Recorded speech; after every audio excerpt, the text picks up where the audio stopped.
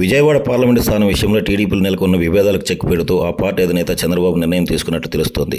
ప్రస్తుతం ఎంపీగా ఉన్న కేశినేని ఆయన సోదరుడు కేశినేని చిన్నికి టీడీపీ ఎంపీ టికెట్ ఖరారైనట్లు సమాచారం. ఇదే విషయాన్ని పార్టీ కీలక నాయకులు ఎంపీ నానికి సైతం చేరవేసినట్టు తెలిసింది. అంతేకాదు ఇటీవల ఘర్షణ జరిగిన తిరువూరు నియోజకవర్గానికి కూడా నానిని దూరం పెట్టారు. ఈ విషయాన్ని స్వయంగా ఎంపీ నానికి పార్టీ నేతలు సమాచారం అందించారు. దీంతో ఆయన ఇదే విషయాన్ని స్పష్టం చేస్తూ తాను తిరువూరు సభకు వెళ్లడం లేదని పేర్కొన్నారు. అదే సమయంలో వేరే వారికి విజయవాడ సీటు కేటాయించడంపై తనకు ఎలాంటి అభ్యంతరం లేదని నాని చెప్పుకొచ్చారు.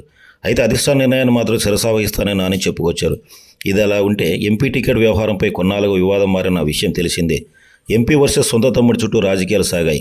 ఇరువురు బహిరంగ విమర్శలు చేసుకోకపోయినా అంతర్గత కుమ్ములాటలతో విరుచుకుపడుతున్నారు. దీనికి తోడు విజయవాడలో కేడర్ అంతా కూడా ఎంపీకి దూరమయ్యారనేది తెలిసిందే. బుద్దా వెంకన్న, నాగుల మీరా వంటి వారు ఎంపీ నానిని కొన్నాళ్ళుగా వ్యతిరేకిస్తున్నారు.